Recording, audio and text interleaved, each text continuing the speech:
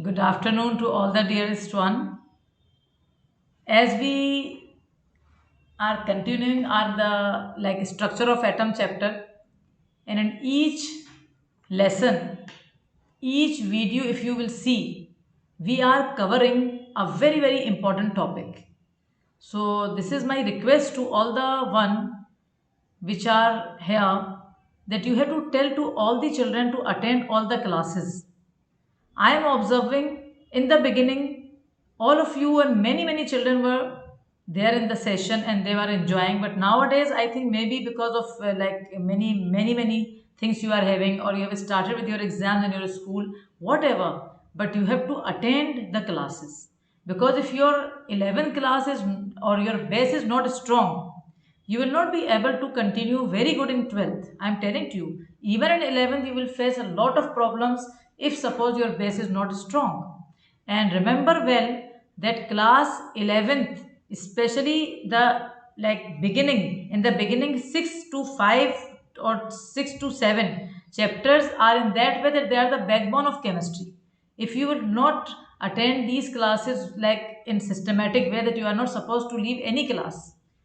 And even when I am giving you many numericals, you have to solve these numericals in your home. Whatever we are teaching you, all the teachers are doing very hard work. So you have to remember that we should not take the things for granted. Okay, my dear children, this is my suggestion and advice to you. If you want to be very good in all the subjects, you have to remember that that in this problem time, मतलब सबसे problem पूरी दुनिया में चल रही है, लेकिन आप देखोगे टीचर्स अपना काम उनका डबल हो गया है और वो अपना एजुकेशन वैसे कि वैसे ही डिलीवर कर रहे हैं, बल्कि और अच्छे वे में डिलीवर कर रहे हैं ताकि बच्चों को हर चीज़ समझ में आए।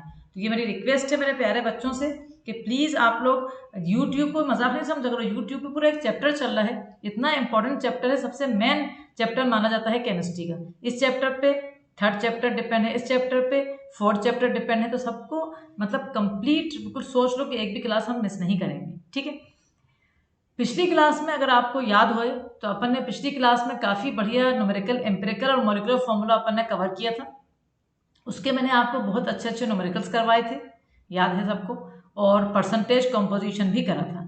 आज की जो क्लास है वो हमारी स्टार्ट हो रही है, एक बहुत ही अच्छा टॉपिक है, छोटा सा टॉपिक है बट बहुत इंपॉर्टेंट टॉपिक है। देखिए आप टॉपिक का नाम क्या लिखा है, ionization energy of hydrogen and hydrogen like particles. अब आपका काम ये है कि आप सब ये वाली हेडिंग अपनी कॉपी में लिखेंगे। मैं आपको फ्रैक्शन ऑफ सेकंड दे रही हूँ, उसमें आपका ये काम हो जाना चाहिए। Ionization energy of hydrogen and hydrogen like particle, मतलब आयोनाइजेशन एनर्जी हाइड्रोजन की और हाइड्रोजन जैसे पार्टिकल। आप जानते हैं हाइड्रोजन जैसे पार्टिकल्स वो पार्टिकल्स होते हैं जिनमें एक इलेक्ट्रॉन होता है। तो मतलब if anybody ask you what is the meaning of hydrogen like particles, you should remember the particles which contain only one electron that we discussed many times. Again I will tell you, like suppose जैसे आपके पास He positive है, helium का atomic number helium का 2 है, लेकिन आपको पता है कि हीलियम का एटॉमिक नंबर 2 है, लेकिन He पॉजिटिव जो है उसके अंदर एक इलेक्ट्रॉन है। ऐसे ही आपको ध्यान में रखना है, जैसे आपका अगर Li ले लिया, Li+2, lithium has the atomic number 3, but when we say +2 means 2 electrons are removed and it contain only 1 electron. In the same way many particles are there which resemble hydrogen, or it can be given the name hydrogen like particles which contain only 1 electron. Is it clear to you? Now before we will come in the detail, I want to give you the definition of ionization energy, but don't write. First you have to listen carefully to me. I will explain, then we will write together. Listen to me. Ionization energy का simple Hindi में मतलब क्या है। आपका atom होता है, atom के outer shell में इलेक्ट्रॉन होता है कि नहीं। जैसे सोडियम ही ले लो, सोडियम का एटॉमिक नंबर कितना होता है, सबको पता है 11 होता है। पहली शेल में 2 होते हैं, दूसरी शेल में 8 होते हैं, और आखिरी शेल में उसमें कितने होते हैं, 1। जो एनर्जी हमें चाहिए, लगेगी, रिक्वायर्ड, कि उस जो एक इलेक्ट्रॉन आउटर शेल में है उसको हम बाहर फेंक दें, कंप्लीटली बाहर फेंक दें, मतलब एटम में से, उस एनर्जी को कहा जाता है आयोनाइजेशन एनर्जी। और जब वो इलेक्ट्रॉन बाहर चला जाता है, आपको पता है अगर एक नेगेटिव चार्ज बाहर जाएगी तो यकीनन एटम के ऊपर कौन सी चार्ज आ जाएगी, पॉजिटिव चार्ज आ जाएगी। और आपने 9th में पढ़ी थी ये बात कि पॉजिटिव चार्ज वाली जो स्पीशी होती है उसे कैटायन कहते हैं, कैटायन। अंडरस्टूड? तो again I will explain to the meaning of ionization energy.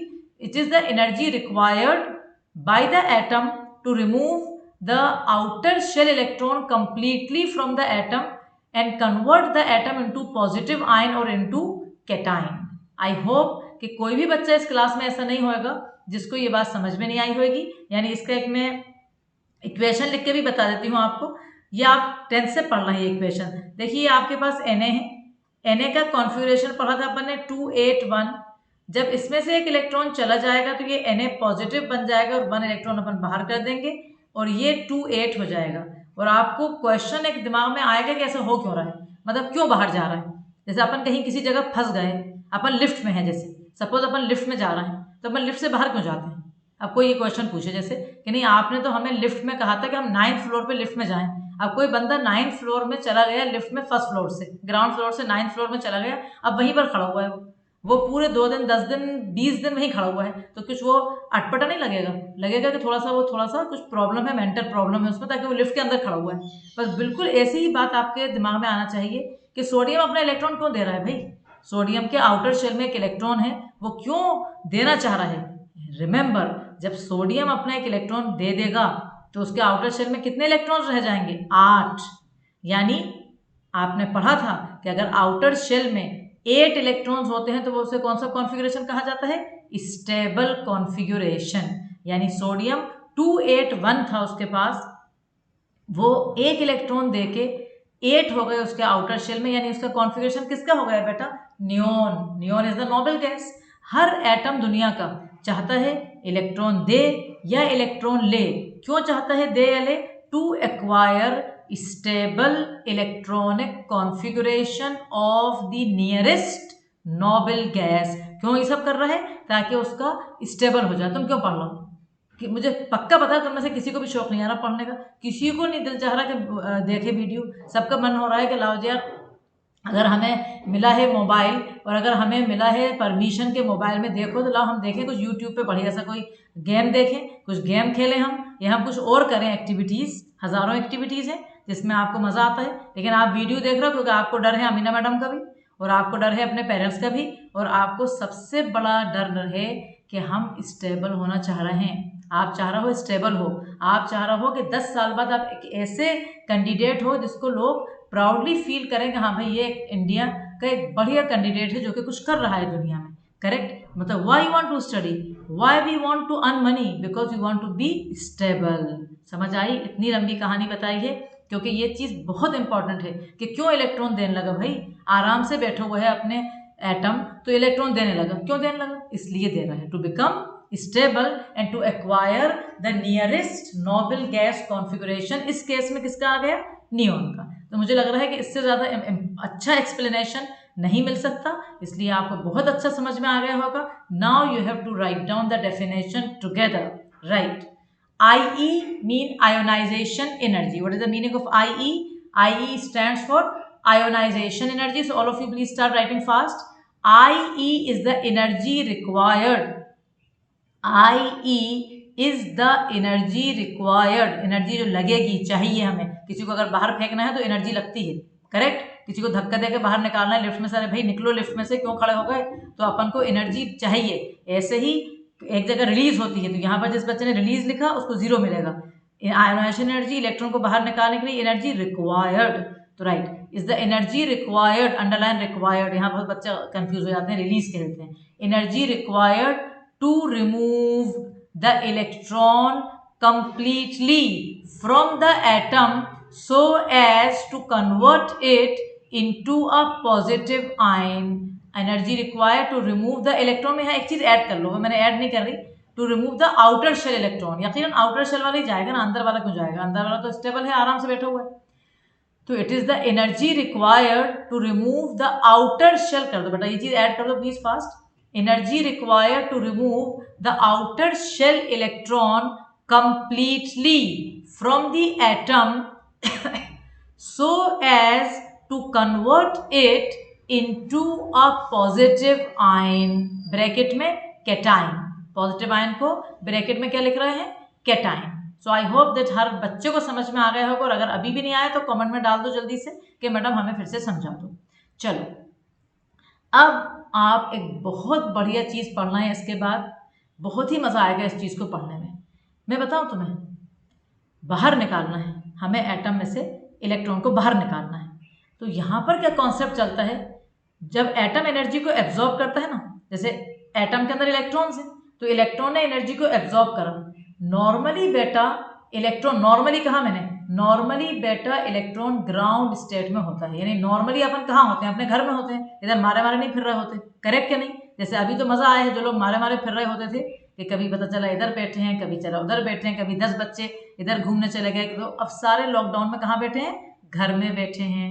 तो बस वही वाली बात, जो एनर्जी इलेक्ट्रॉन एब्जॉर्ब करता है ताकि कहाँ से, ग्राउंड स्टेट में से हट निकल के जंप करके इन्फिनिटी में चला जाए। n इक्वल टू इन्फिनिटी जो होती है ना, उसे कहते हैं मतलब बाहर। बाहर जैसे एटम के अंदर बहुत सी शेल्स है ना, एटम के अंदर तो बहुत ज्यादा शेल्स है, अपन गिन नहीं सकते, आप यू कांट से 7, हजारों नंबर शेल्स है, हमें क्या पता कितनी है, इनफाइनाइट नंबर ऑफ शेल्स है। लेकिन n equal to infinity, infinity मतलब एटम में से बाहर निकल के, अब इन्फिनिटी का मतलब क्या पता हमें, इस दुनिया में जो चला जाता है, जो खत्म हो जाता है, अपन को क्या पता क्या हो रहा है, सुनते हैं कि भाई चला गया, अब क्या हो रहा है उसका, इन्फिनिटी में चला गया, हमें क्या पता। बस ऐसे ही जब एटम इलेक्ट्रॉन जब एब्जॉर्ब करता है एनर्जी एटम के अंदर, तो वो अपने ग्राउंड स्टेट में से, अपने घर में से निकल के इन्फिनिटी में चला जाता है। तो ध्यान रखना इस बात का, आयोनाइजेशन एनर्जी वो होती है, वो एनर्जी जो हमें चाहिए कि इलेक्ट्रॉन निकल जाए एटम में से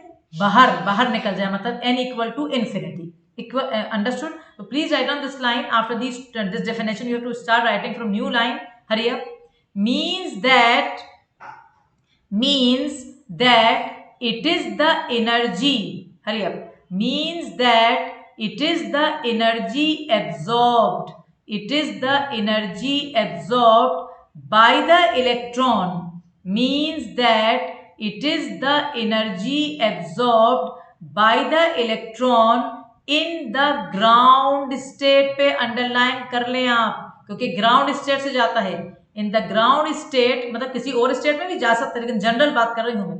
इन the ground state so as to jump to n equal to infinity पे भी अंडरलाइन करो। जंप करके कहां जाएगा, उस शेल में जाएगा जैसे अपन इनफाइनाइट शेल कहते हैं, यानी बाहर चला गया। तो means that it is the energy absorbed by the electron in the ground state so as to jump to n equal to infinity। समझ गए यहाँ तक?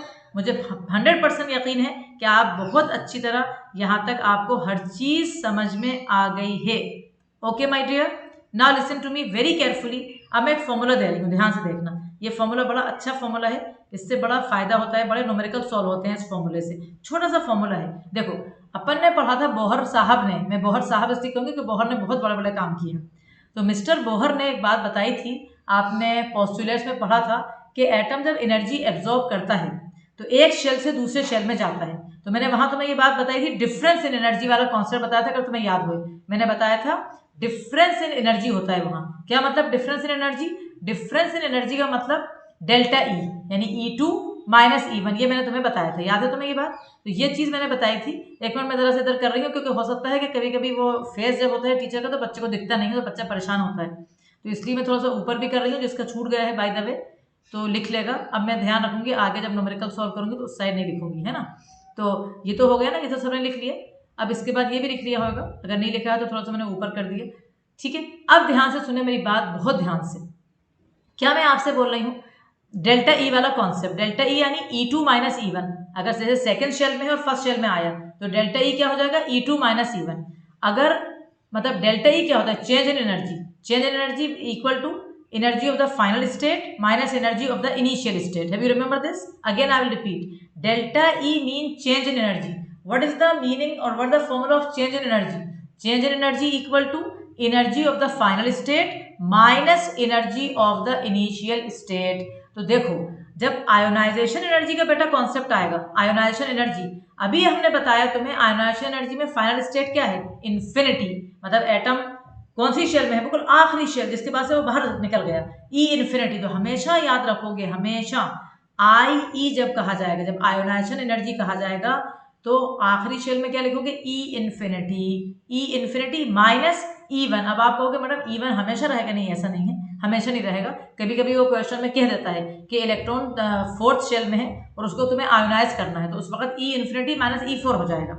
जिस शेल में है वहां से वो बाहर जाएगा, लेकिन नॉर्मली, मैंने तो तुम्हें नॉर्मल बात बताई, नॉर्मली वो अपने घर में होता है। घर उसका, जैसे हाइड्रोजन के इलेक्ट्रॉन का घर कौन सा है, फर्स्ट शेल। भाई हाइड्रोजन के पास एक इलेक्ट्रॉन है तो वो क्यों मारा मारा फिरता फिर रहा है, वो अपने घर में रहता है, वो उसका घर कौन सा है, फर्स्ट शेल। तो हाइड्रोजन के लिए अगर लिख रहे हैं तो बिल्कुल ये सुटेबल है, ionization energy equal to E infinity minus E1। आया बेटा समझ। अब एक और चीज बहुत अच्छी बताने वाली हूं मैं आपको अभी, कि इन्फिनिटी जब होता है, जब इन्फिनिटी के अंदर इलेक्ट्रॉन होता है तो उस वक्त एनर्जी को पूरी दुनिया में मान लिया जीरो। अब तुम कहोगे क्यों, इसका कोई जवाब नहीं है। मेरी हाइट 5 फीट 2 इंच क्यों है, इसका तो मेरे पास कोई जवाब ही नहीं है। मैं पक्का बोलूंगी 11 में जब बच्चा आता है ना बेटा, तो बुरा नहीं मानना मतलब, लेकिन 11 में जब वो आता है ना 10 से, तो वो एकदम से घबराया हुआ होता है, उसको नई नई चीजें मिलती हैं तो वो हर चीज का क्वेश्चन करता है। बहुत अच्छी बात है, आप 10 क्वेश्चन करोगे 9 क्वेश्चन का आंसर होगा, लेकिन 10वें का आंसर कभी नहीं होगा। जैसे यहाँ पर इसलिए मैंने बोला ये बात, हो सकता है कोई बच्चे को डाउट हो, मैडम आपने E इन्फिनिटी 0 क्यों लिखा, मैंने नहीं लिखा है, सारे दुनिया के साइंटिस्ट ने एज्यूम करा है 0। उसका रीजन मुझे पता है क्या है, उसका रीजन ये है कि इलेक्ट्रॉन इतना दूर जा चुका है कि न्यूक्लियस का अट्रैक्शन उसके लिए है ही नहीं। अब मतलब उसको न्यूक्लियस अट्रैक्ट ही नहीं कर रही, तो इसलिए उसको एज्यूम कर लिया कि उसकी एनर्जी को हम क्या मान रहे हैं, 0। Is it clear to. तो ये बात बहुत इंपॉर्टेंट है, याद रखना कि E इन्फिनिटी की एनर्जी 0 होती है। तो IE यानी आयोनाइजेशन एनर्जी इक्वल टू क्या, E इन्फिनिटी के बदले क्या लिख रहा हूं, 0, minus sign is already there, ये माइनस लगा दिया, ब्रैकेट E1 रटा है, हमने रटवाया था तुम्हें और फिर से हम रटवा रहे हैं। एनर्जी ग्राउंड स्टेट की रटो, हर चीज को जो डाटा है, जो कांस्टेंट उनको जो बच्चा रटेगा वो फटाफट न्यूमेरिकल्स उठाएगा। 2.18 into 10 to power minus 18, again 2.18 into 10 to power minus 18 joules पर atom. Remember the unit, joule पर एटम अगर यूनिट है तो उस टाइम वैल्यू है 2.18 into 10 to power minus 19। And I think I know that you know very well the negative sign का meaning। Negative electronic energy क्यों, because the energy release, जब atom दूर से नीचे आएगा तो एनर्जी रिलीज होती है, तो इसलिए इलेक्ट्रॉनिक एनर्जी को साइन नेगेटिव दिया जाता है। तो आयोनाइजेशन एनर्जी का सब्स्टिट्यूशन करा, E इन्फिनिटी के बदले 0 लिखा, माइनस ऑलरेडी था, E1 जो है आपका उसके बदले लिखा minus 218 into 10 to power minus 18। तो ये sign minus into minus plus 2.18 into 10 to power minus 18 joules पर एटम। आ गई बात समझ। और मेरे पास एक बढ़िया ट्रिक है। अब तुम कहोगे मैडम आपकी ट्रिक क्या है, मेरी ट्रिक बताएं क्या है बेटा, बहुत सिंपल ट्रिक है, मैंने खुद ही बनाई है, कहीं से ट्रिक आई नहीं है, मेरे दिमाग ने बनाई है उसको, कि बेटा E1 की तुम वैल्यू देखो क्या दिख रही है, minus 2.18 into 10 to power minus 18 दिख रही है हर बच्चे को, और आयोनाइजेशन एनर्जी की वैल्यू देखो plus 2.18 into 10 to power minus 18। कितना बढ़िया ट्रिक है कि अगर आप भूल गए ये वाला formula E infinity minus E1 तो कोई टेंशन लेने का नहीं है, जो energy of the ground state होती है वही सेम एनर्जी होती है ionization energy, except the sign is change. ठीक है, तो E1 and IE in magnitude both are same, only the sign is different. For E1 it is minus, for IE the sign is positive. Now अगर कोई बच्चा कहेगा नहीं मुझे तो मैडम हमें जूल पर एटम में नहीं निकालना, I want to detect in kilo joule per mole, कोई कहते हैं हमसे कि नहीं हमें तो किलो जूल पर मोल में निकालना है, तो कोई भी प्रॉब्लम नहीं है, E इन्फिनिटी के बदले 0 लगाइए। और आपको मैंने पढ़ाया हुआ है पिछली क्लास में, किलो जूल पर मोल में जो वैल्यू है वो क्या है 1312, नहीं याद तो अभी याद कर लो, 1312 1312 13 12 13 12 13 12, ऐसे याद करा करो, ऐसे याद होती है केमिस्ट्री, 13 12 13 में से एक नीचे करो, 13वीं होती है, ऐसे याद करो, 13वीं का 13, 13 से एक कम 12, 13 12 ये काय की यूनिट है, किलो जूल पर मोल। ये फर्स्ट E1 की है तो आंसर क्या आया प्लस 1312, यानी E1 and IE both are same in magnitude but they differ in their sign. अब कौन बच्चा मुझे होशियार बच्चा बताने वाला है इलेक्ट्रॉन वोल्ट में, इलेक्ट्रॉन वोल्ट में भी मैंने तुम्हें करवाया हुआ है। अगर IE को इलेक्ट्रॉन वोल्ट में कहेंगे, जल्दी जल्दी बताओ, 13.6 करेक्ट आंसर है, क्योंकि माइनस 13.6 E1 की है, तो अगर आप चाहो तो अपनी कॉपी में लिख लो, इफ या ऐसे लिख लो, value of IE in electron volt per atom, value of IE in EV per atom equal to plus 13.6 electron volt per atom, electron volt per atom. इतना डेप्थ में पढ़ाई हो रही है DSC क्लासेस में। इसके बाद मुझे लगता है कोई भी बच्चे को कोई भी डाउट नहीं होगा मेरे बच्चों। और एक बात मैं आपसे रिक्वेस्ट कर रही हूँ, थोड़ी सी एक छोटी सी बात करना थी मुझे आज आपसे। बेटा you can't compare the teachers my dear. Suppose किसी ने कंपेयर करा नहीं है, तो ऐसी जनरल बात कर रही हूँ। जैसे अब कोई कहे कि नहीं मैडम कुछ बच्चे से कहते नहीं केमिस्ट्री ऐसे पढ़ा रहा हो, ऐसी दूसरा सब्जेक्ट, ऐसा नहीं होता बेटा। हर टीचर बल्कि हर इंडिविजुअल इस दुनिया में यूनिक इंडिविजुअल है, वो अपने हिसाब से सब्जेक्ट उठाता है। और आप जरा सा वेट करोगे ना, देखना धीरे धीरे करके वो आपको सब्जेक्ट, मतलब DSC क्लासेस का हर टीचर बेटा एक डायमंड है, मैं पक्का बोल रही हूँ ये बात। आपको हो सकता है कभी किसी से थोड़ा कम आ रहा है, किसी से ज़्यादा आ रहा है, लेकिन अगर आप बहुत ध्यान से और सारी वीडियोस देखते जाओगे, आप अपनी डिमांड अगर है तो कोई टेंशन नहीं है, आप कहो अपनी डिमांड, बिल्कुल प्यार से बात करो, आपसे प्यार से ही बात की जाएगी, क्योंकि मेरे लिए बच्चा बहुत कीमती चीज़ होता है बेटा। और आपको कोई भी प्रॉब्लम है, आप देखना आपकी सब प्रॉब्लम सॉल्व हो जाएंगी, है ना। तो कोई भी बच्चा टेंशन नहीं लेना कि अरे यार मुझे तो ये नहीं हो रहा, ये मेरा टीचर सुन नहीं रहा। सब टीचर आपसे प्यार करते हैं, बहुत ज़्यादा प्यार करते हैं, लेकिन हर टीचर का एक स्टाइल थोड़ा अलग होता है। कोई लोग जल्दी, जैसे मेरा जैसे अलग स्टाइल है भाई, मैं एक टॉपिक खत्म करके न्यूमेरिकल उसके करवाती हूँ। हो सकता है कि कोई दूसरे टीचर का स्टाइल ये है कि भाई पूरा खत्म करेगा फिर करवाएगा, फिर असाइनमेंट देगा। तो please my dear children, don't have any like किसी भी प्रॉब्लम में नहीं रहना, ना परेशान होना, ठीक है बेटा। चलो अब आ जाओ आप। मैंने क्या लिखवाया था यहाँ पर, तुम्हें हेडिंग क्या लिखवाई थी, देखो, ionization energy of hydrogen and hydrogen like particles. Hydrogen like particles क्या होते हैं? जिनमें एक इलेक्ट्रॉन होता है बट उनका एटॉमिक नंबर अलग होता है। उनका इलेक्ट्रॉन तो एक होता है लेकिन उनके नंबर ऑफ प्रोटॉन्स अलग होते हैं, यानी उनका एटॉमिक नंबर अलग होता है बेटा। तो अब अपन क्या कर रहे हैं, फॉर हाइड्रोजन लाइक, देखो फॉर हाइड्रोजन के लिए अगर IE चाहिए तो सिंपल ट्रिक है, जो भी E1 है उस सेम रहेगी बट माइनस साइन हटा दो, प्लस कर दो। फिर से रिवाइज कर लो, किलो जूल पर मोल में 13-12, इलेक्ट्रॉन वोल्ट 13 को छोड़ नहीं रहा, अपन 13 के पीछे पड़ गए, इलेक्ट्रॉन वोल्ट में 13.6 लेकिन 13 है, और जूल पर एटम में तो रटा हुआ है 2.18 इंटू 10⁻18, ये रहेगी IE for hydrogen atom. Now अगर मुझे IE निकालना है हाइड्रोजन एटम की नहीं, फॉर हाइड्रोजन लाइक पार्टिकल्स यानी He positive Li+2, remember very well, बढ़िया क्वेश्चन बहुत आता है, JEE में देख लो, नीट में देख लो, हर जगह देखो।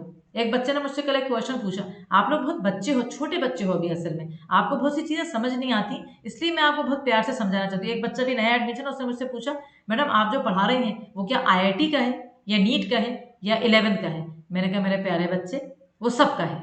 जिस बच्चे को बेस आता है 11th का उसी को IIT करता है भाई, वही नीट करता है। अपन जो पढ़ा रहे हैं बेटा वो सब इंक्लूड है। अपन देखो टॉपिक लेते हैं बिल्कुल स्टार्टिंग से, बच्चा टॉपिक, ये था बच्चा टॉपिक, कहाँ था बच्चा टॉपिक, ये बच्चा टॉपिक था। क्या आयोनाइजेशन एनर्जी होती क्या है, ये बच्चा टॉपिक था, NCERT में लिखा हुआ है। फिर थोड़ा सा बच्चा से जरा आगे बढ़ा, प्राइमरी में आ गए, फिर अब ये जैसे फॉर हाइड्रोजन लाइक पार्टिकल, ये अपन प्राइमरी से 12th में आ गए, और जब न्यूमेरिकल्स करेंगे A लेवल के तो अपन IIT और नीट भी आ गए, समझ गए। तो कोई भी डिलेमा हो तो उठा के व्हाट्सएप पे फटाफट पूछ लिया करो, कोई टेंशन नहीं। चलो अब हाइड्रोजन लाइक पार्टिकल्स का ionization energy equal to E infinity minus E1 दिख रहा है सबको, सबको दिख रहा है, बहुत अच्छी तरह दिख रहा है। E इन्फिनिटी का फॉर्मूला तो वही, आपको एक मतलब फॉर्मूला वही तो लगाए, हाँ भाई वही लगाया है, तो और क्या लगाएंगे, कोई नए फॉर्मूले आ रहे हैं। E इन्फिनिटी का नंबर 0 माइनस E1 क्या होता है, E1 देखो minus ionization energy of hydrogen, same का सेम, जो हाइड्रोजन की आयोनाइजेशन एनर्जी है यहाँ पर भी तो वही लिखा है, तुमने देखो इसके ऊपर देखो ये तो लिखा है माइनस, ये जैसे कोई सा भी ले लो, ये minus ionization energy of hydrogen E1 कह रहा है वो, तो ये E1 भी लिख सकते हो उसको, लेकिन मैंने ज्यादा अच्छी तरह लिखा आयोनाइजेशन एनर्जी ऑफ हाइड्रोजन, यही मैं लिख देती हूँ और E1, ताकि अगर आपको कंफ्यूजन हो तो आप समझ रहे हैं। फर्स्ट ग्राउंड स्टेट की एनर्जी जो आपने रटी हुई इंटू जेड स्क्वायर, सिर्फ ये फर्क है बेटा। तो अगर आपको हाइड्रोजन लाइक पार्टिकल किसी ने बंदे ने दे दिया, अभी मैं दूंगी एक न्यूमेरिकल आगे जाके, तो अगर किसी ने हाइड्रोजन लाइक पार्टिकल की आयोनाइजेशन एनर्जी पूछ ली, कोई भी टेंशन लेने का नहीं है, फौरन देखो आयोनाइजेशन एनर्जी ऑफ हाइड्रोजन जो है और प्लस में ले लो। क्यों? क्योंकि ये माइनस इंटू माइनस करके प्लस तो हो ही जाएगी वैल्यू भाई। तो जो आयोनाइजेशन एनर्जी ऑफ हाइड्रोजन है E1 वो ले लो और उसको मल्टीप्लाई कर दो जो भी चीज दी है उससे। जैसे मैं तुम्हें बताऊं He पॉजिटिव का पूछ ले, कोई आपसे कोई पूछेगी, लिखा हुआ है देखो ये example, for example He positive, He का Z यानी एटॉमिक नंबर 2 होता है, तो अगर आयोनाइजेशन एनर्जी He पॉजिटिव की चाहिए तो Z स्क्वायर कितना होगा 4 into ionization energy of hydrogen जो कि 2.18 इंटू 10 टू पावर -18 या जो भी यूनिट है आपकी। ऐसी कोई आपसे पूछे कि नहीं हमें तो Li+2 की निकाल के बताओ। लिथियम का एटॉमिक नंबर क्या है 3, Z इक्वल टू 3 होता है, तो अगर Z इक्वल टू 3 है तो आयोनाइजेशन एनर्जी क्या होगी 3 into 3 9 into ionization energy of hydrogen atom. आया समझ? मैं मान के चल रही हूँ, अब मुझे नहीं पता कि मैं सही हूँ या गलत, मैं ये मान के चल रही हूँ कि मैंने अच्छा पढ़ाया है, मैं तो यही मान के चल रही हूँ। लेकिन अगर आपको नहीं आया समझ तो कहना मैडम आप अच्छा पढ़ा रही होगी, हमें समझ में नहीं आया। कोई भी टेंशन नहीं है, हम आपको फिर से समझा देंगे। अभी भी मैंने जब क्वेश्चन पूछे थे तो बहुत से बच्चों के व्हाट्सएप पे प्रॉब्लम्स आ गए थे, डाउट, और थैंकफुली सब लोग बहुत अच्छा समझ गए। बट अगेन लास्ट 1 मिनट में फिर से रिवाइज हो रहा है। What is ionization energy? वो एनर्जी जो चाहिए होती है एटम के इलेक्ट्रॉन को कि बाहर निकल जाए, ठीक है, बाहर निकल के काय में चला जाए, कैटायन में चला जाए। कौन सा इलेक्ट्रॉन जाएगा? आउटर शेल का इलेक्ट्रॉन जाएगा। आयोनाइजेशन एनर्जी का फॉर्मूला क्या है? E infinity minus E1। Hydrogen की आयोनाइजेशन एनर्जी में जो ग्राउंड स्टेट की एनर्जी है वही लो, बस साइन चेंज करके प्लस हो जाए, और अदर एटम्स की आयोनाइजेशन एनर्जी लोगे तो मल्टीप्लाई कर दोगे स्क्वायर ऑफ एटॉमिक नंबर से। आई होप इससे ज्यादा बिल्कुल जरूरत नहीं है इसको देने में। अब आ जाइए मेरे साथ, आज मैंने क्या एक नया प्लेटफॉर्म करा है, बढ़िया और अच्छा लगेगा। आज मैंने न्यूमेरिकल लिख दिया है, उसका आंसर नहीं लिखा है, अपन साथ करेंगे तो बहुत मजा आएगा, क्योंकि अपन जैसे न्यूमेरिकल का आंसर भी लिख देते हैं ना तो आपका दिमाग नहीं चलाते। अभी क्या है कि थोड़ा सा आप दिमाग चलाने के लिए मुझे आपको कब दिमाग चलवाना था। चलिए अभी अपन कुछ नहीं समझा रहा है, अभी आप लोग मेरे साथ न्यूमेरिकल लिखेंगे जो यहाँ लिखा हुआ है। What is the wavelength of the light? चलो थोड़ी स्पीड तेज कर लेना, ठीक है। What is the wavelength of the light emitted when the electron in a hydrogen atom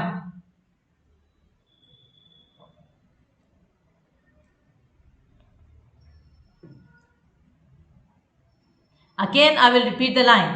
What is the wavelength of the light emitted when the electron in a hydrogen atom undergoes transition from an energy level with n equal to 4 to an energy level with n equal to 2. What is the color corresponding to this wavelength? Now मैं आपको ये नहीं बताती जा रही हूं, मैं आपको क्वेश्चंस एनसीईआरटी के ही करवा रही हूं। ये क्वेश्चन नंबर 13 है एनसीईआरटी का, दिस इज क्वेश्चन नंबर 13। अपन का क्या स्टाइल रहता है? हमारा केमिस्ट्री का स्टाइल ये है कि हम एक टॉपिक खत्म करते हैं, उस टॉपिक को हम जो है ना जान ले लेते हैं, उस टॉपिक की, उसके सॉल्व एग्जाम्पल एनसीईआरटी करवाते हैं, उसके और क्वेश्चन अलग से कहीं से करवाते हैं जो हमारा दिमाग चलाता है, फिर हम एनसीईआरटी के एक्सरसाइजेज भी करवा देते हैं। तो हमारा बच्चा, हम पक्का बता देते हैं कि वो बच्चा भोपाल में मतलब वो डिफरेंट बच्चा है। बट ये बीयूटी कहाँ से आ गया? वो डिफरेंट जब है जब वो हमारे जो हम पढ़ा रहे हैं उसे पढ़ रहा है। ये नहीं कि अमीना मैडम का बच्चा तो डिफरेंट हो गया, बिल्कुल नहीं। जो हम आज जैसे मैंने ये न्यूमेरिकल की प्रैक्टिस करवाई, जो मैंने पढ़ाया, जो बच्चा आज सोने से पहले पढ़ लेगा वो बच्चा मेरा टॉपर बनेगा, पक्का बोल रही बस। तो सभी लोग टॉपर क्यों नहीं बन सकते? सब बनो ना टॉपर। चलो जल्दी से आधा मिनट दे रही हूँ, फटाफट न्यूमेरिकल को पूरा कर लो ताकि टाइम बचे, जल्दी स्पीड को पकड़ लो। What is the wavelength of the light emitted when the electron in a hydrogen atom undergo transition from where? From an energy level with n equal to 4 to an energy level with n equal to 2. What is the color corresponding to this wavelength? यहाँ तो R की value दे दी है, जरूरी नहीं है कि R की value दे क्योंकि ये कांस्टेंट है और हमने तुम्हें रटवाया है, हमने तुम्हें रटवाया है, समझ गए? अब ध्यान से सुनो, ये तो पूरा टॉपिक पढ़ चुके हैं, इस पे क्वेश्चंस भी मैं करवा चुकी हूँ, लेकिन आज मैंने पूरा दिमाग चलाया है कि मैं आज रिडबर्ग इक्वेशन और उस जैसे क्वेश्चन को पक्के कंफर्म करवाने वाली हूँ। क्यों? उसका रीजन बता दूं तुम्हें, क्योंकि ये टॉपिक खत्म हुआ है, अब क्वांटम मैकेनिकल मॉडल आएगा। बोहर मॉडल खत्म, उसके ड्रॉबैक खत्म, उसके सारे क्वेश्चन अपन जड़ से निकालना है ताकि हर क्वेश्चन बन जाए। फिर अपन जाने वाले हैं लास्ट मॉडल पे जिसका नाम है क्वांटम मैकेनिकल मॉडल, वो आगे वाली क्लासेस में चलेगा, अभी तो न्यूमेरिकल करवाया जा रहा है। वेवलेंथ मांग ली, अच्छा आर दिया है, ध्यान से सुनना, आर की जो वैल्यू दी है 109677, इट इज रिवाइज फटाफट। अगर वेव नंबर था, याद करो वेव नंबर था, जो नहीं बच्चा पढ़ रहा उसको दिमाग खराब कर रहा है मेरा, पढ़ेगा ताकि जब मैं बोलूं तो समझ आए उस बच्चे को। वेव नंबर यानी वेव नंबर में आर की वैल्यू 109677 थी। In terms of energy R की वैल्यू वही थी इवन वाली 2.18 into 10 to power -18। In terms of frequency R की वैल्यू क्या थी 3.29 इंटू 10 टू पावर 15। सारे आर की वैल्यूज दी हुई हैं। यहाँ जो आर की वैल्यू आपको दिख रही है ये आर की वैल्यू वेव नंबर वाली मुझे दिख रही है, बिल्कुल मुझे दिख रही है, तुम्हें भी दिख रही है। और तुमसे वेवलेंथ मांगा है और तुम जानते हो कि वेव नंबर इक्वल टू 1/λ। जब तक वेव नंबर नहीं निकालोगे वेवलेंथ नहीं आएगी। अब कोई बच्चा मुझसे पूछ सकता है मैडम हम डेल्टा ई वाला कर लें, डेल्टा ई हमें अच्छा लगता है वो नंबर, delta E equal to 2.18 into 10 to power -18 into 1/n1 square -1/n2 square, क्या ये कर लें? जी नहीं, बिल्कुल नहीं करेंगे। आप कहोगे मैडम ऐसा क्यों कह रही हो, आपने ही एक दिन कहा था किसी से भी कर लो। हाँ कहा था, लेकिन यहाँ पर आर की वैल्यू उसने दी हुई है बेटा।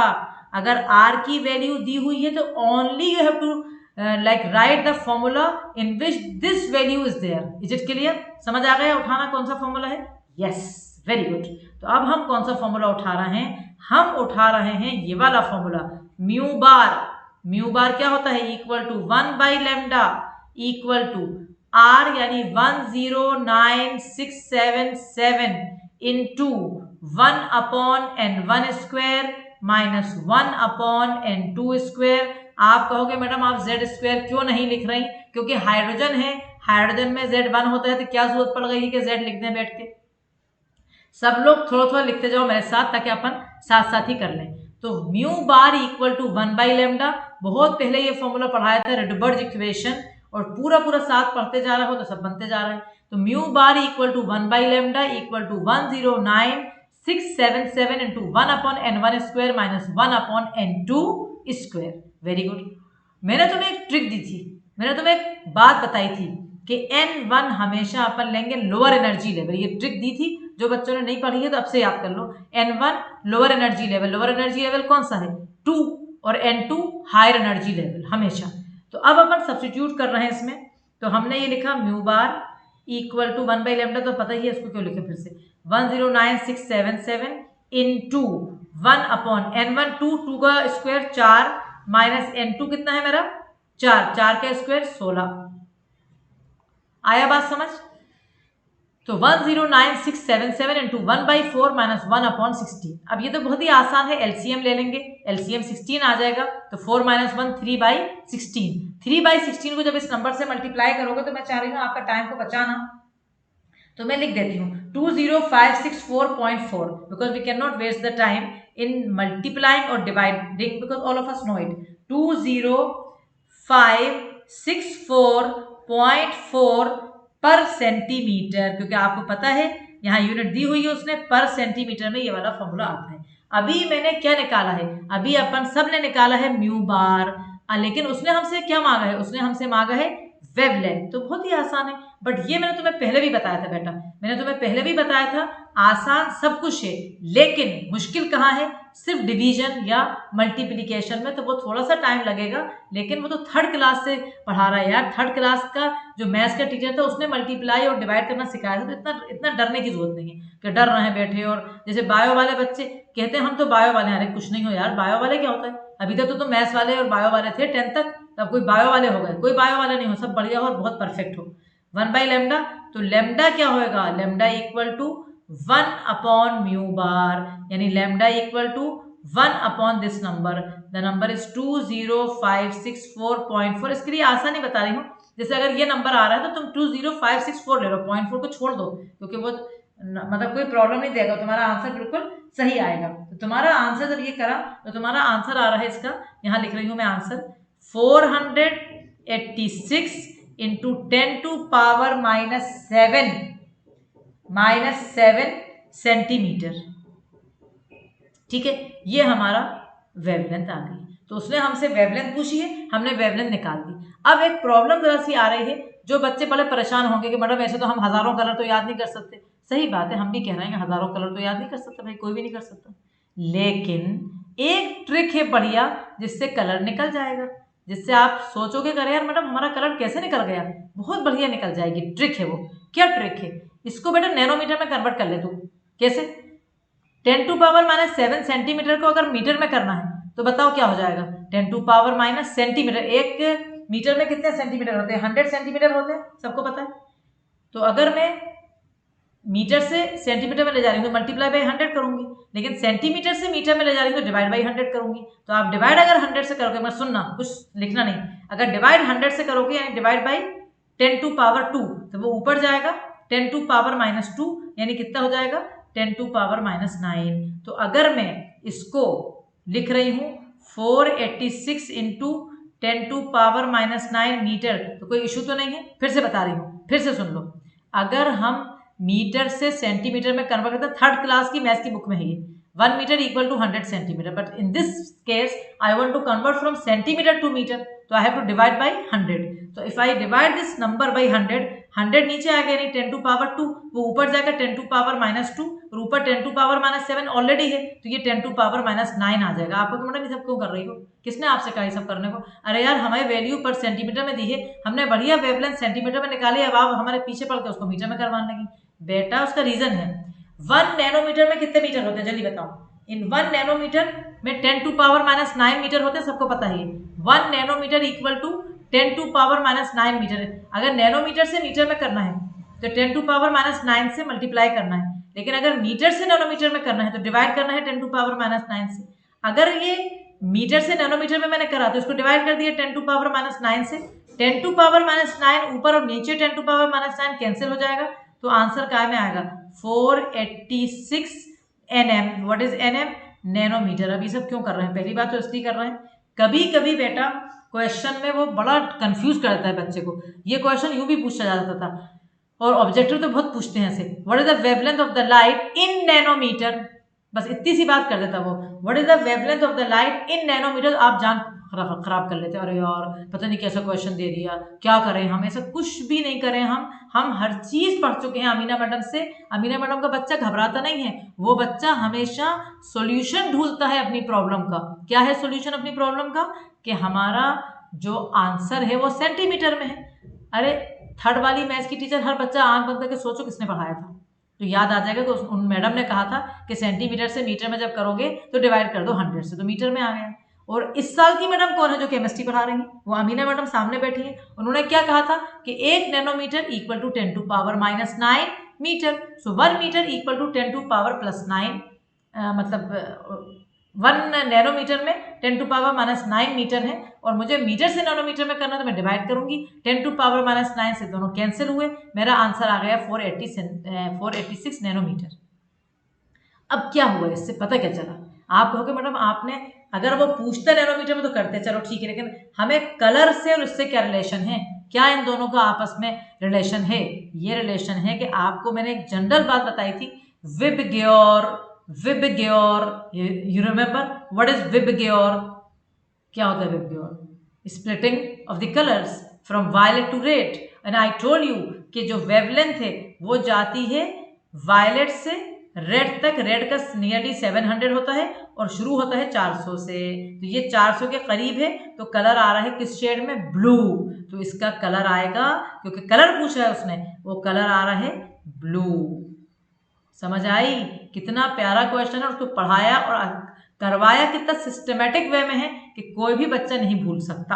अब मैं तुम्हें एक चीज और समझा रही हूँ, यहाँ मैं डिवीजन ऑफ मास समझा रही हूँ। अगर ये ऑब्जेक्टिव क्वेश्चन आ रहा है, सेम के सेम ऑब्जेक्टिव आ सकता है। अगर ये ऑब्जेक्टिव आ रहा है तो फिर तो ठीक है, आंसर ही खाली देखा जाएगा। लेकिन अगर ये सब्जेक्टिव आ रहा है, अगर ये क्वेश्चन आपके स्कूल लेवल पे आ रहा है, देन फॉर्मूला कैरी। सपोज ये क्वेश्चन 3 मार्क्स से कम का नहीं आएगा, क्योंकि काफी बड़ा क्वेश्चन है। अगर ये 3 मार्क्स का क्वेश्चन आ रहा है आपके यहाँ, तो इस फॉर्मूला का आपको हाफ मार्क मिल जाएगा।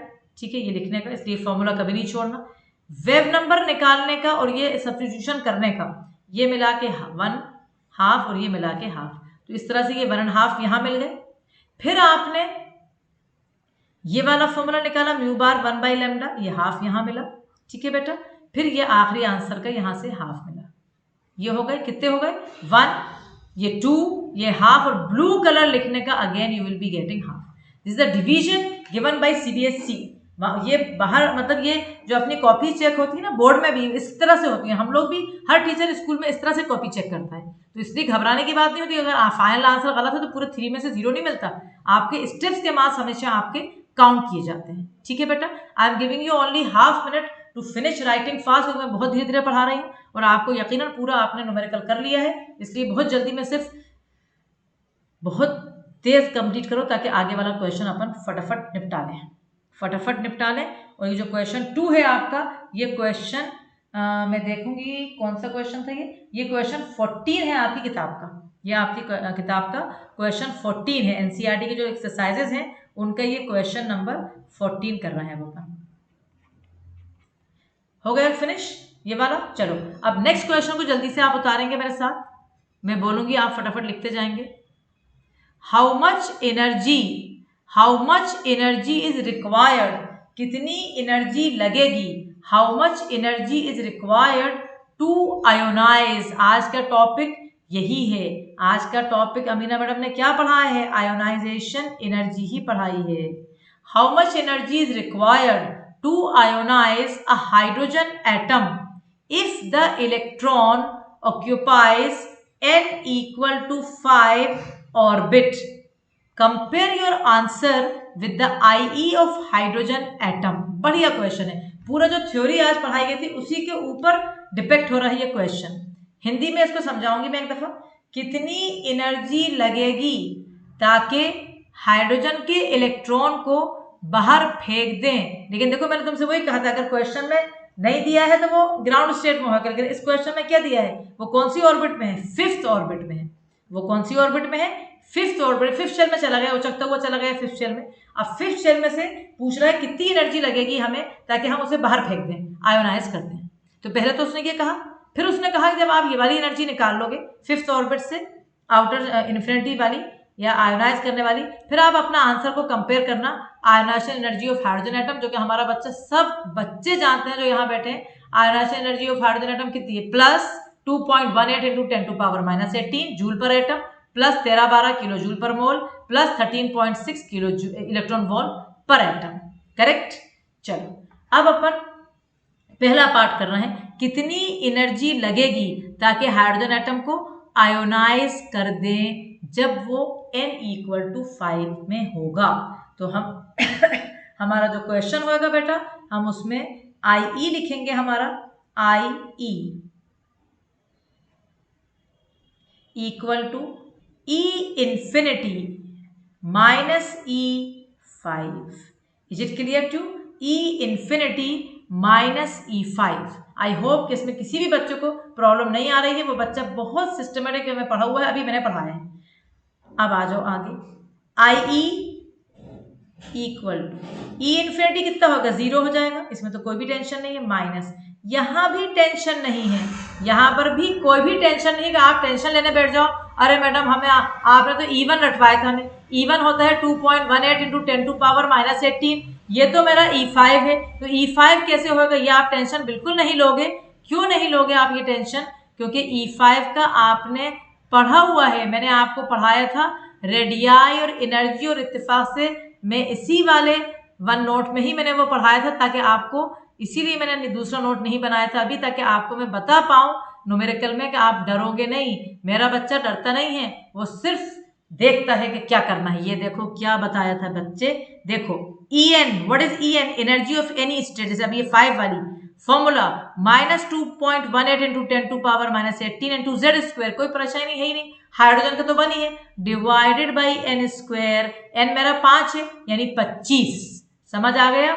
हर चीज एक से एक रिलेटेड है, कोई भी ऐसा नहीं होता कि आज जो पढ़ा बस आज ही का हो गया, वो हर चीज आगे पीछे सब रिलेटेड है। तो again remember the formula E5 अगर कर रहा हो तो फॉर्मूला -2.18 इंटू 10⁻⁻18 डिवाइडेड बाई 25, क्योंकि Z तो 1 है हाइड्रोजन, और हमारा क्वेश्चन तो हाइड्रोजन का है। समझ आया? कितना अच्छा लगा होगा कि मैंने हर चीज हमने पढ़ी हुई है और हमारा क्वेश्चन इसीलिए हमसे उठ रहा है।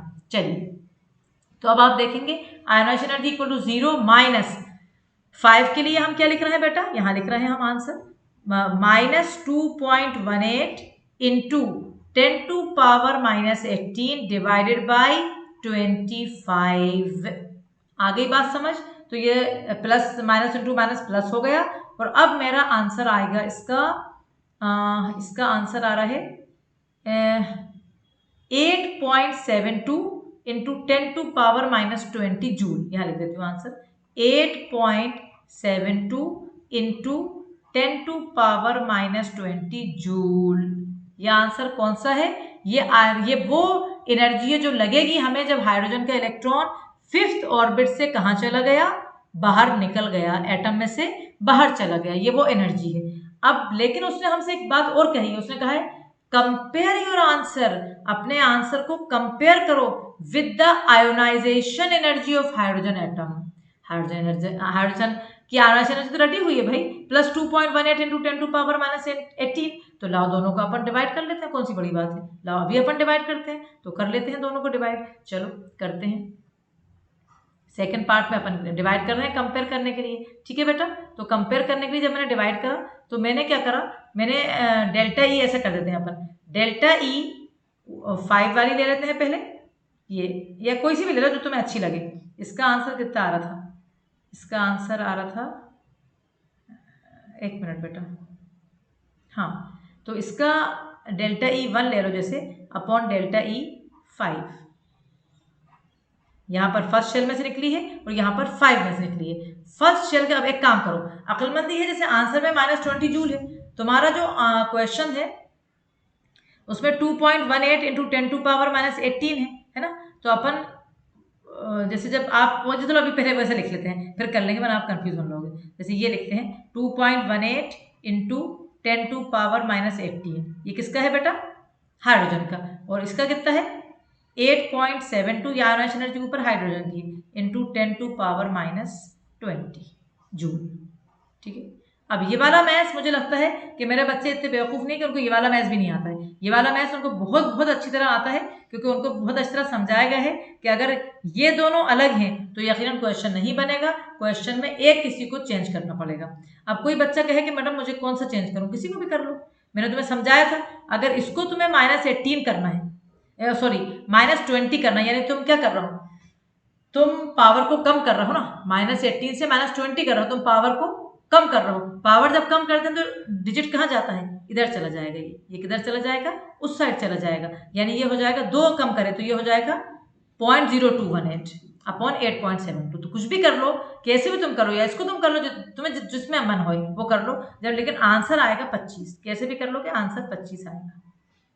तो ये आपसे जब उसने पूछा compare your answer with the ionisation energy of hydrogen atom, तो आपने ये निकाला, इसका मतलब क्या मतलब हुआ कि अगर इलेक्ट्रॉन मेरा, हाइड्रोजन का इलेक्ट्रॉन फर्स्ट शेल में होता और अगर हाइड्रोजन का इलेक्ट्रॉन 5th शेल में है, तो एनर्जी फर्स्ट शेल में से निकालने के लिए 25 गुना यानी 25 टाइम्स ज्यादा होगी as compare the energy required to remove the electron from 5th orbit. खुद सोचो ना, ये जैसे मेरा हाथ फर्स्ट ऑर्बिट है और ये मेरा एटम है, यहाँ से यहाँ तक, और ये मेरी 5th ऑर्बिट है, यहाँ से यहाँ चलने में एनर्जी 3 लगेगी, लेकिन फर्स्ट से लेके बाहर निकालने में एनर्जी ज्यादा लगेगी। तो ये एक लाइन आखिर में आप जरूर लिखोगे, इसके क्वेश्चन के एंड में लिखोगे, it means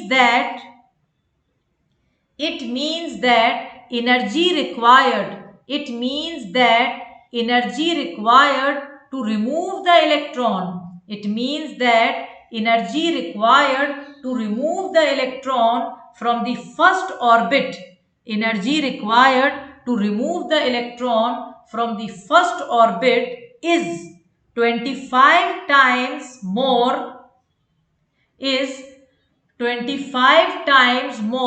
than the energy required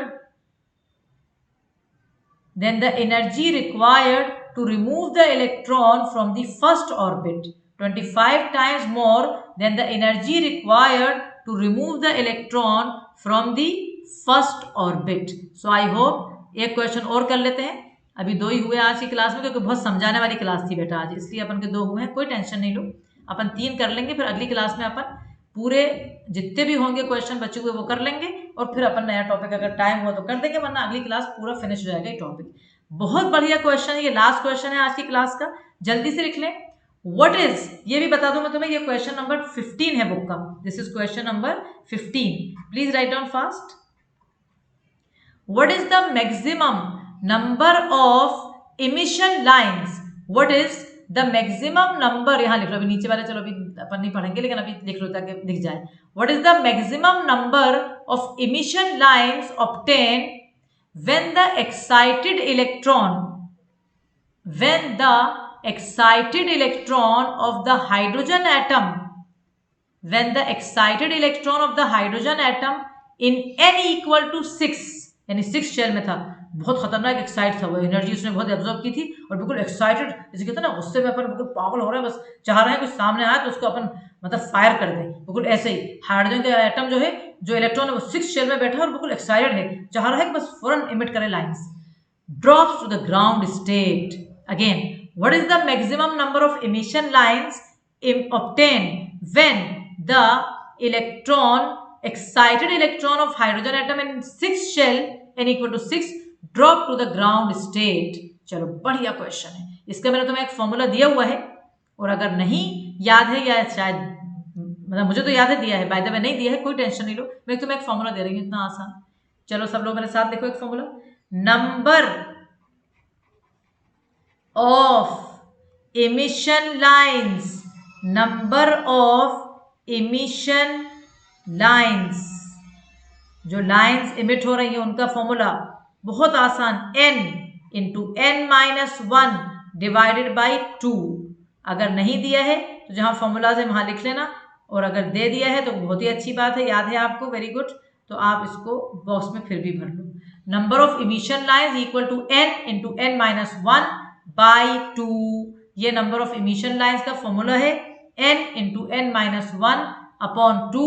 इसके लिए n कितना है हमारा, 6 शेल में है तो 6 into 6 minus 1 upon 2, 5 into 6 30, 30 by 2 15 lines. कितना बढ़िया फॉर्मूला, ट्रिक फॉर्मूला है ये, एनसीईआरटी के अंदर कहीं नहीं दिया है, बट एनसीईआरटी ने क्वेश्चन दिया नहीं है और इसको समझाने के लिए बहुत आसान है। तुम कहोगे मैडम आप समझा भी दो कि 15 लाइन आई कैसे, मैं बताऊँ कैसे समझाऊंगी। अभी वो 6 शेल में था, ठीक है, ध्यान से सुनना, जब वो 6 यहाँ पर समझाती हूँ, रुक जाओ, मैं यहाँ समझा रही हूँ, मुझे मजा आ रहा है इसको समझाने में क्योंकि बहुत अच्छा क्वेश्चन है। 6 में जब था ना, 6 में तो 6 से पहले 5 में गए, 6 से 4 में भी जा सकता है, 6 से 3 में भी जाएगा, 6 से 2 में भी जाएगा, 6 से 1 में भी जाएगा। टोटल कितनी लाइन्स आ गई, 5 आई, 5 लाइन्स कितनी, जल्दी बताओ। अब अगर वो 5th में है, 6 से 5th में आ गया, अभी 6 में था 5th में आ गया, तो 5th से भी चांस है, 5th से 4, 5th से 3, 5th से 2, 5th से 1, कितनी लाइन आ गई, 4। समझ आ रहा है मेरी बात। अब अगर वो 4th में है तो 4 से 3, 4 से 2, 4 से 1, कितनी लाइन आ गई, 3। अब वो अगर 3 में था तो 3 से 2 और 3 से 1, कितनी लाइन आ गई, 2। और अगर वो 2 में है तो एक ही लाइन बची, 1। 5 और 4 9, 3 12, 2 14 एंड 1 15। और अगर जिसको समझ नहीं आ रहा है तो कोई जरूरत नहीं समझने की, फॉर्मूला सामने है, याद कर लो, n into n minus 1 by 2 equal to 6 into 6 minus 1 by 2 equal to 15 lines. और अगर ऐसे समझना है वो जो है तो वो अभी जल्दी से लिख लो, वो तो अपने आप ही कर लो कि 6 से 1 तक लाना है, 5 से 1 तक लाना है, 4 से 1 तक लाना है, 3 से 1 तक लाना है, 2 से 1 तक लाना है, यानी टोटल मिला के कितनी लाइन्स आ गई, 15 lines. So I hope this is my wish कि जो मैंने पढ़ाया है वो सबको समझ में आया होगा, क्योंकि अभी तक तो thank to God 100 million times कि जो मैं पढ़ा रही हूँ हर बच्चे को समझ में आता है, and they are always appreciating chemistry in DSC classes very very much. So I hope कि this batch is also very much happy, and if suppose you are not happy, no problem, आप मुझसे share कर सकते हो। आप कहोगे madam हम आपसे कैसे शेयर करें, हम आपसे कैसे कहेंगे आप अच्छा नहीं पढ़ा रहे, बिल्कुल नहीं डरो, मैं बिल्कुल सुनने को तैयार हूँ, कोई भी आपको प्रॉब्लम है, लेकिन वो बच्चे का मैं नहीं सुनूंगी जो देखता नहीं है, हर कभी 2-3 दिन में आके देख लेता है, उसकी तो मैं कभी नहीं सुनूंगी। मैं सिर्फ उसकी सुनूंगी जो शुरू से मेरा हर चीज़ देखता है और जो नया ज्वाइन हुआ है लेकिन इतना स्मार्ट है, इतना अच्छा बच्चा है। जितने नए बच्चे ज्वाइन है वो फटाफट अपना पूरा कंप्लीट कर रहे हैं, और उसमें आप जो डाउट्स हैं पूछिए, मोस्ट वेलकम।